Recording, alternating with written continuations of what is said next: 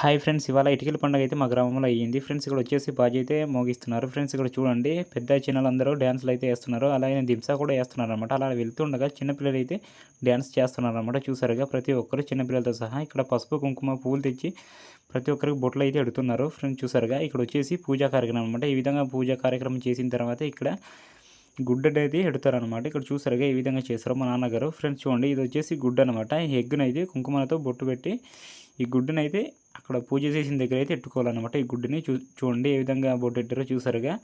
ఇక్కడ వచ్చేసి ఈ విధంగా ఎట్టుకున్నప్పుడు మనం ఆ రోడ్ నుంచి ఇక్కడ వరకు రాళ్ళతో కానీ దేనిదైనా కొట్టచ్చు ఫ్రెండ్స్. చూసారా ఈ విధంగా కొడుతున్నారో. గుడ్డుని ఎవరైతే కొడతారో వాళ్ళు 500 పదార్లు కానీ 1000 పదార్లు కానీ ఇవ్వటం అనేది జరుగుతుందన్నమాట.